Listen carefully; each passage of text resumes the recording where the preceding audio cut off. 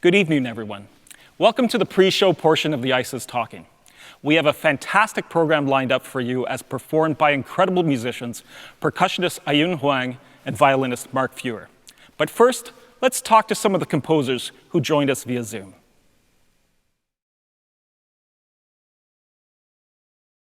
We're here with Vivian Fung, who's joining us from Berkeley, California, although we think of her as a proud Canadian, and we will continue to do so. Hi, welcome, Vivian. Pleasure to be here. So we're super excited about this piece. Everybody who sees it says, oh my God, this is so cool. And we like to think of it because it's called The Ice is Talking, which we have named our whole concert after this great title, because it could also be the most Canadian title that we have ever seen. Can you tell us about this wonderful piece where it's all about making noises on the ice and melting the ice? And can you talk a little bit about maybe where you grew up and how this informed the piece? Sure. So this piece was commissioned by the Banff Center, and at that time, Steve Schick and Claire Chase were the co-directors of the summer program. And I had worked with Steve Schick before. He's amazing, and so he called me up and said, would you like to work on a new project together? And he said, ultimately, I would love to play it, but it's for Ayun. And I said, great. And so we were kind of bouncing some ideas off. And so I kind of proposed that we do 2 sessions in Banff. One, I think was in 2017 as a workshop, and then 2018 as the performance. And so I went there in 2017, and my first thought was to do something with water. You know, it wasn't ice, it was with water. And then Ayun kind of was like lukewarm about that because water is so inexact, and she's a very exact, person and percussionist, and she's got this laser beam focus, and it just didn't sit well with the whole thing. And I guess the whole Banff environment was, I have to backtrack a little bit because I grew up in Edmonton, and I would spend a lot of time in Banff as a child during the summers, and we would go there, we would go to the mineral springs and have a dip and, take in a walk and, just walk around downtown and, eat. And then I would, have wonderful experiences at the Banff Center when the Rolstons were there. So, Banff was like my backyard, and so when I went back there in 2017, after a long hiatus, because I had been living in the US for a long time, I took my family to the ice fields, and I was so devastated to discover that the glaciers had receded so much. It was such a powerful, to see that it brought tears to my eyes because I grew up with this, and we would go on the glaciers and drink the fresh water, and now half of it is gone, and it really left a powerful impact in my mind, and I thought I have to do something about this. Wow, so it was really it had visibly receded, or was it just gone? Visibly receded. I mean, Right. From the time I was a child, it was like, packed with snow, and now you could hardly, it's all the glaciers are receding. Right. It's that bad. Right. And if you don't do anything about it, now with everything that's going on, it's going to disappear in the next 25 years. Right. So, I mean, that just left an indelible impression in my mind, so I got to really exploring, okay, we should freeze the water and see what happens. And then, I got to experimenting. It was the worst time for my family because I would take blocks of ice, these huge blocks of ice, and start experimenting. And at one point I would start drilling, and I use all these sort of really crazy ideas to see what sound I could produce for the ice. And then it turned out, like, both Ayun and I kind of went back and forth. It turned out that the best sort of sounds that we created were just made from simple homemade kitchen utensils, And, I also grew up in an environment where skating was a big thing. I used to watch figure skating, all the time. And like Brian Boitano, Brian Orser was like those were my biggest fans. I had, just watched figure skating all the time. And so when it came to competition, there used to be the component of the compulsories where they would do figure eights, across the ice. And I thought that was so beautiful. And I wanted to recreate that. And that, blade across the ice kind of lent this sort of dance on the ice, as well as these wonderful sounds of this, Oh, that's so great because you write in the score to make these figure eights yeah, forms on the ice, and we see her doing it and makes these beautiful sounds. yeah, And it's yeah. also about the ice being melted to a certain spot, right? There's a sweet spot that it should be just melted enough, right? Right, exactly. So we time it so that she brings it out. It's not an exact science, but there's a lot of technical things that are going about.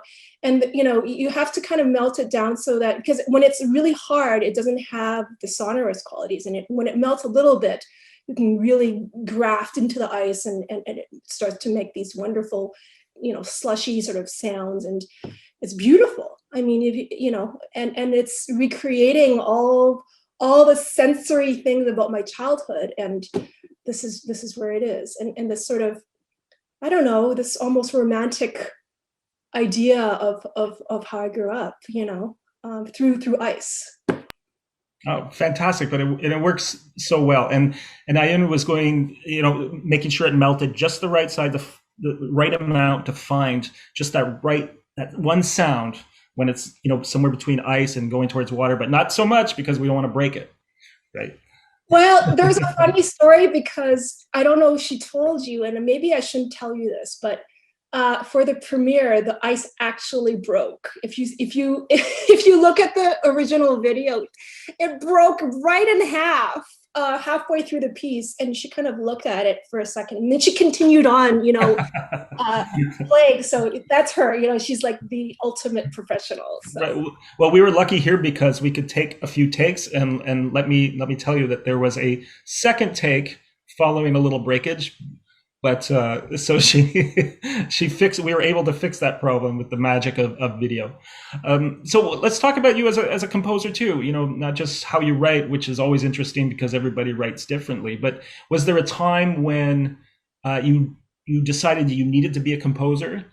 Was there or a moment where you went aha, or you came online and said, oh, I really have to do this, go through that blood, sweat, and tears of making these pieces? Was there a moment you can point to?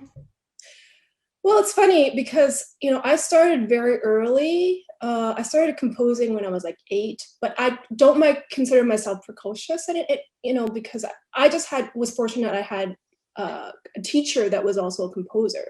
So she really instilled in me this idea of notation, but really I found an outlet there, because, and the original reason why I started composing was because I really hated practicing. So I would kind of improvise on the piano because I didn't want my mom to figure out that I wasn't practicing. And so it kind of turned into a thing, and it became an outlet. I was a very introvert. I'm still introverted. But because I was so introverted as a child, it became like this thing where I could pour my imagination in. And so my earliest pieces had more elaborate stories than anything else, like about two butterflies falling in love and all these sort of, nifty things. And so when it came to choosing where to go for college, that just became, I had to do it, but, through college, it was this thing where, I learned about the Western canon, and you go through all the rituals of learning counterpoint and all those kind of things. And back then, I wish I had more experience with the electronic music part, actually.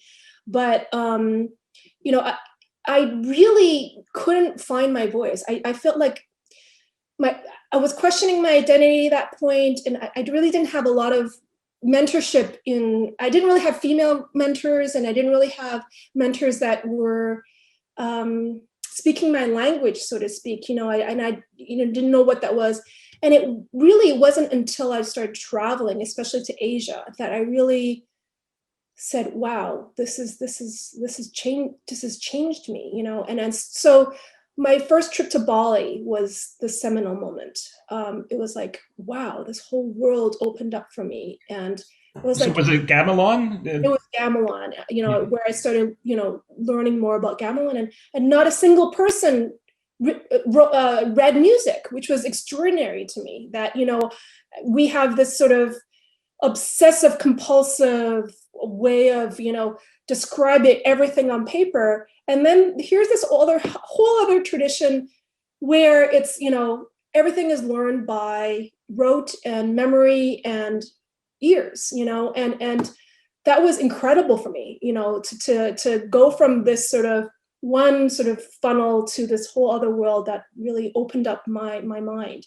And so from there, that became like a thing that I kind of got the wheels churning for me. So that's why I consider myself more a late bloomer, because even though I started early and I went through this whole education and I got all these, alphabet soup degrees, it wasn't really, I couldn't really, latch onto something until I started traveling. So. Great. Well, in the very short time we have left, unfortunately, and this is a difficult question because it's very much crystal ball gazing, but we like to ask visiting composers where they see the future of music composition going, even though it's impossible to tell. But it's fun to discuss where you think things might be heading 5, 10, 20 years out from now. Sure. I mean, I think that I live in a hotbed of political activity. I live in like the sort of activist central of North America in Berkeley. And so, I've been partaking in my own sort of anti-Asian sort of rallies, supporting all the activists with the message of being pro-Asian. And so I think all these political movements that are happening now with Black Lives Matter and all this awareness of minority groups has really kind of got me thinking about where music fits into all of this. And I think that I'm very hopeful that we will also see these kind of changes in our music industry, that, there's more talk about how to make our music relevant to not only white audiences, but, to people of all different colors, and reflect that in the programming and to reflect that in the infrastructure of music as well, and in the boards of music and music organizations. And that I think that, I'm very hopeful that this will create a more lasting dialogue to make things happen that way. Because I think there are certain areas, especially, where we really need to see that change. And I'm hopeful that this will start a good dialogue. Absolutely. That's very well said. And that this is a common theme, and we're following this too at NMC, is that the next frontier is not, more cool chords, although we love those, or more cool scales, although we love those, but the new frontier is inclusiveness and how to make that all work. So thank you for that. Great. So congratulations on this piece. We're sure it's going to be an amazing hit that's done all over the place. It's already started to be played all over the place, and I'm sure our audiences will love it. So thank you so much for being on, and thank you so much for your music, Vivian. Well, thank you for programming it. I'm very excited to see Ayun perform it. And we're here with composer Liang, who's joining us from San Diego. Welcome, Liang. How are you doing? Doing great, thank you. Good, and we have to say congratulations on winning the 2021 Grawemeyer Award for Music Compositions, probably the biggest music composition award in the world right now, if not one of the biggest. So congratulations, that's a huge accomplishment and well-deserved. Make me feel like I should retire now. Maybe not. and we're thrilled to have your piece Deja Vu on our online program coming up. and by Mark Fuhrer and Ayung Hwan, and they were wonderful in their performance. I think you'll be very happy with it. Now, can you tell us a little bit about this piece and how it came about? Oh, this is I'm just so glad Mark and Ayun are doing. Ayun is a very old friend of mine. We were at New England Conservatory years ago. I think she was maybe she just was a couple of years ahead of me in the master's program, and of course she became a star player right away and got her degree at UCSD where I now teach. So we have a lot of connections in the past. And Mark, of course, a wonderful, wonderful player. And so I'm just so thrilled that they're playing this piece. The piece was commissioned by Jimmy Lin, Chao Liang Lin, for premiere in Hong Kong last year. It was in January, the last trip I took before the pandemic. And Jimmy had this idea. He wanted me to write a piece for him that he could premiere with a wonderful young percussionist he has never played with by the name of Josie Lin. She was highly recommended by many friends, including Tan Dun. And so we know she's wonderful. I've never met her, but I decided the title right away, Deja Vu, because you might know this, Brian, that sometimes you work with great artists. Even for the first time, you feel like somehow we work together. There's that understanding right away. Josie is, a younger generation, younger than me. Jimmy, of course, one of the greatest violinists, and even though it was the first time, and they're two, from two different generations. The feeling was right. It was really as if they have met before, worked together. There was this wonderful chemistry right away in the room. So the rest is just fun. We had a lot of fun rehearsing that piece. Great. Did you work with them during the writing of it, or did you work on it by yourself and send it over? And I kind of assumed that I was, of course, writing for two very virtuosic players. So I cared about that, not only that that they could really enjoy playing with each other, but also each one of them would have a moment to shine.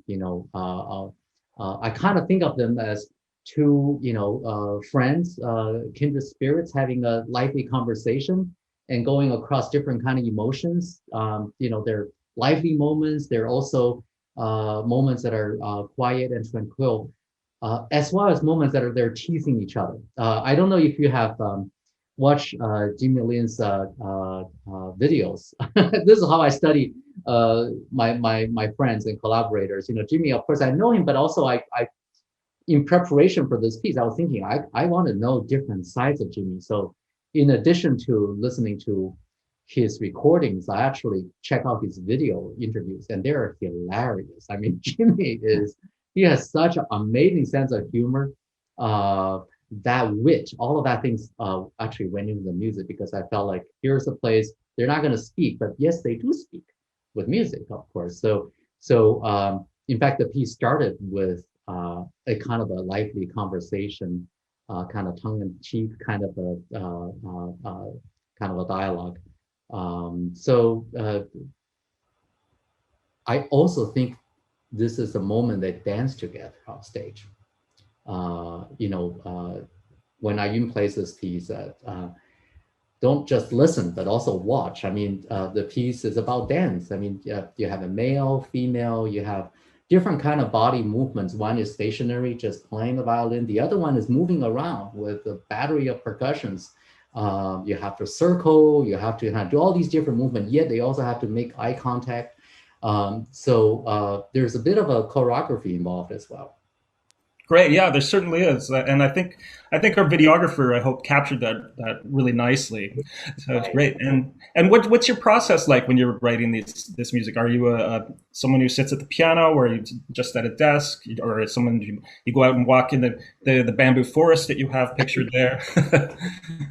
Yeah, all the above. Piano is my instrument. I still feel something. Yeah, it's kind of indispensable. It's my first um, uh, kind of a tool to go to. Computer is my next tool. I do a bunch of things now on the computer, notation software that does things for me in a way that aid my composition. It's not like I don't want it to dominate my composition, but I want it to aid my composition. And as you said, I take walks. I do take walks. It's definitely very helpful for me. When I take walks, I listen because I feel like sometimes, yeah, when I'm facing a musical problem, kind of thinking about it, and if I pay attention, that answer might be right around me when I'm taking a walk. I just heard something. That was it. That's the answer. And is there an environmental component to any of these? You were describing your Gravemeyer piece to me. Is Yeah. this the direction that you would like to go further in? Does Deja Vu have any of that? Uh, Not in the sense that I explored in the orchestra piece that won the Grammy Award, but we're always not so far from nature and in our environment, especially when you're dealing with percussionists. They're the kind of musicians who make music out of their environment more than anyone else. You gave Ayun a few little things around the kitchen, and she will make music with it right away, right? You have a So special kind of wood too that's in right. the percussion section that makes this really beautiful sound. Yeah, so in this case, yeah, I use these planks that are called Purple Hearts, and it's just a sound that I absolutely love. For its, the crispy, the almost metallic, yet it's not as sharp and edgy. The brightness of, you've been to Japan, you listen to the kabuki, for example, or no theater, and their percussion, their wood block, it's just extremely bright, yet it doesn't have the edginess of a metal instrument. I love that sound. Purple Heart kind of reminds me of that, and you can kind of arrange a scale of it.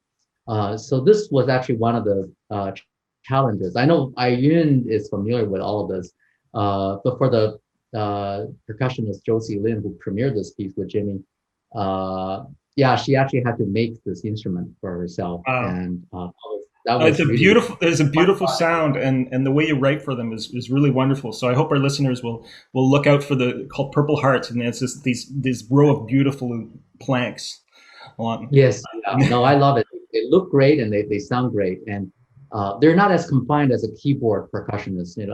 Percussionist like a marimba or xylophone. They're not tuned specifically to any pitches, yet they have enough that kind of reference to different pitches in register. So you kind of make that wonderful kind of association without being so specific. So I kind of feel that very liberating. Great. Mhm. Well, I don't want to put you on the spot, but we've been asking some composers to look into their crystal ball and say, where do you think contemporary music is going in the next 20, 30 years? And I know no one can really say, but do you see trends going a certain direction? Do you see young composers interested in a certain thing that is new? Any thoughts about where we're going? Yeah, well, this is of course very difficult to answer. I think everyone will give you very different replies. What I can say is about the people I work with, and I notice some of the things that excite me the most are young composers who come from different backgrounds than before. My recent graduate student who got her PhD from UCSD, Tina Talon, for example, she came from a biology background. I'm very, very proud of her getting a biology degree from MIT and then came to UCSD for a PhD, and she just won the Rome Prize this year. So it's like this is a good example of the diversity now we have. And but this is important because music needs to continue to find itself relevant in today's larger conversations. Yes, we entertain, but also we ask important questions that we face, and we reflect on these questions. So, in a way, to do justice to these questions and to raise more relevant questions in today's ever-evolving disciplines, we need to have a different kind of background. We have to equip ourselves, with different tools.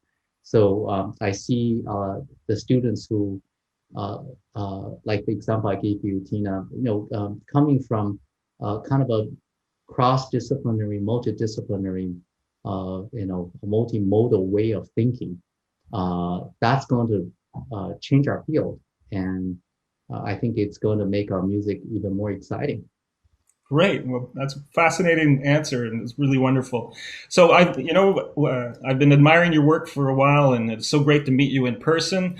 And we're thrilled to have you on our series. And as soon as we can, we'd love to have you come join us in Toronto so we could see you in person. Oh, I would love that. Yes, I've been dreaming to go to Toronto for a long time, never made that trip. So yeah, that would be lovely.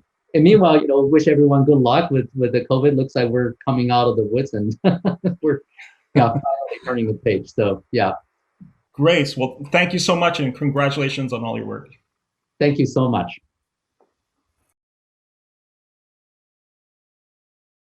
And here we are, everyone. Hello, we're here with our composer, Sophie Dupuis. We're so excited to be presenting her piece, Taken by the Locas. So, Sophie, welcome to NMC Virtually Yours. Thank you. Thank you so much for having me. It's wonderful. Well, we're excited to learn directly from you what this music is all about.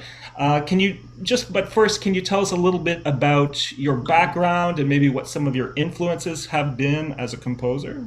Yeah, sure.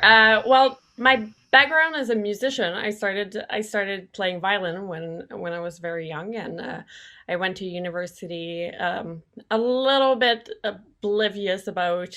a lot oblivious about what it meant to be a professional musician. But yes, here and there I took a few composition courses, ended up liking it, and continued onto my master's in composition, and then my doctorate into composition. And at that point, when I moved to Toronto, I'm from a relatively small town in New Brunswick, but yeah, moving to Toronto was very exciting. It really opened up my mind, and I was fortunate enough to partake in a few workshops in my early academic years, and yeah, and so here I am today. I am very passionate about interdisciplinary work that involves the body, and I think it adds a layer of connection that the audience can have with the player. So that's really exciting to me. And in terms of influences, I always struggle with this question. I always feel put on the spot when people ask me this. But I have to say, what I'm really attracted to in music is energy, rhythmic energy, and the older I get, stillness. Maybe I'm getting tired, and the way that composers can convey darkness, dark emotions, and also the absurd. I love the absurd. So some of the composers that have been perhaps influences that.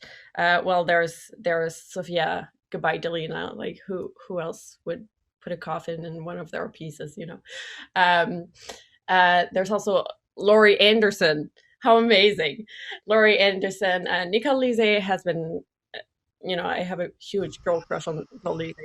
Um, and yeah, there's Zosha DiCastri, whose aesthetic I feel that I connect a little bit more with. And yeah, these are. Well, those are all fantastic composers that we have either presented or we want to present again. And was there a particular time where you feel like there was a piece or something where you came online as a composer and you decided, this is what I want to do. I have to do this. I have to be a composer. Something that just kind of woke you up into the world. No. I can't say it has. You know what? It's been, well, I grew up in a household where my dad played a lot of Mozart, and so that was was my first, it was dad's boring music, Mozart. And then I went to university, and it's like, oh, what about this Bartok guy? I like what he's doing. Oh, what about Shostakovich? And then it expanded. This other composition student said, oh, this guy Stockhausen, And then I was telling you, I went to Domaine Forget after my second year at university for violin, and there was Mark Feuer playing. I'm pretty sure it's him. If it's not him, it's super embarrassing. But Mark Feuer was playing a violin duet by John Rea, and I was like, "Oh, John Rea, what a cool guy! Oh my goodness, he's still alive!" So I guess it was a progressive journey where I felt I was connecting more and more towards with music that was written more recently. Yeah. Oh, great! And I checked with Mark, and it was him. So you are safe. It was him at Domaine Forget, and they played it beautifully. They're playing the music wonderfully. It's just I hope you'll be very happy, thrilled with it. So can you tell us about the music taken by the Locos? What's it about? Yes. Well, I like the absurd. So there's this one scene in the children movies, Madagascar, where the heroes are taken by a bunch of lemurs and other creatures with kind of googly eyes, and they're just so absolutely absurd, tactless. They're just wackos who are unapologetically themselves and are having fun and have these conspiracies, and so that was my point of start. And it was a commission for a short piece, and I always feel like for sure it's relief when it's a short piece that somehow it doesn't feel as big of a thing. I don't know how you feel about a shorter piece, but yeah. So thinking about the word loco, and wacko and crazy and eccentric, all these sounds kind of informed what percussion instruments I wanted to use. So there was metal scraps and wood blocks and type things, and then the violin. I could make these whiny sounds and fast change of texture with that. So that was more portraying the meaning of the word. Oh, great! And so when you have this idea, how does that turn into an actual music on the page? Do you wander around? Everybody composes differently, as you know, and so how does that go from your consciousness or your thoughts and getting out onto the page? How do you work? Well,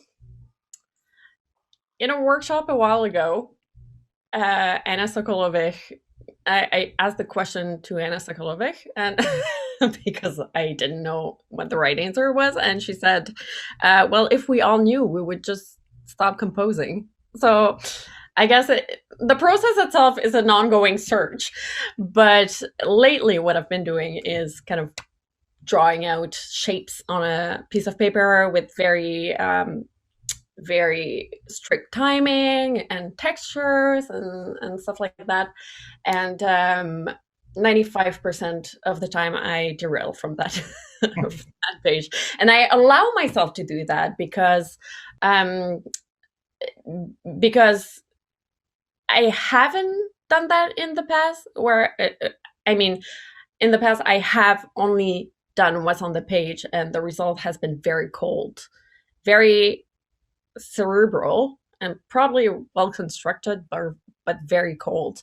And that was actually a comment of one of my mentors, and kind of woke me up, because I'm not a cold person. I'm very emotional, and if I can't connect with my emotions with the audience through my music, then it's not my music. So I very much allow myself to bring my instinct and gut feeling. And what I was told by a therapist not so long ago is that there's no such thing as gut feeling.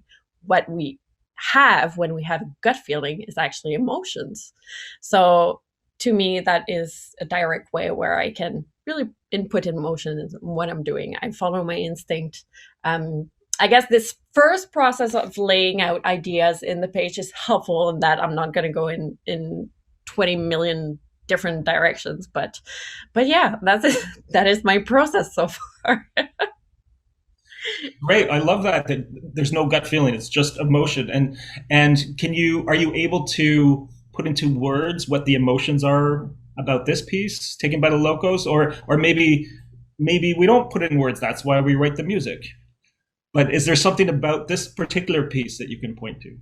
Well, for this one, I just wanted to have fun, and I don't know if it was commissioned by Dual Holds, and Michael Murphy is the person who approached me for that. And if you ever talk to Michael, he's very um, smiley, open, and he invites fun in some ways. That's how I felt.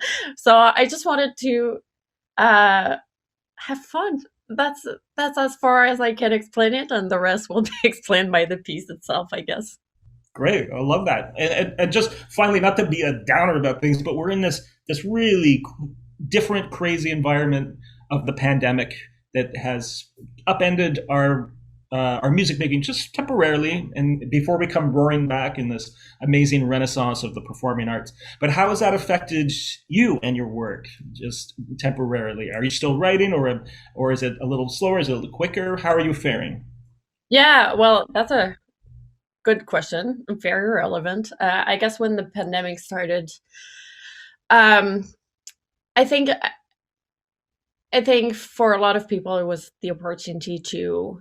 Well, first it was so disappointing to have all these cancellations. I was, I was, I don't know if that's lucky, but I was lucky enough that I didn't really have opportunities coming up, so I wasn't as disappointed. Um, but no, it was a time to finally do all these things that we wanted to do that we never have time to do. And yeah, there was in the spirit of always wanting to do more and more. I think everyone wanted to make the most out of this situation.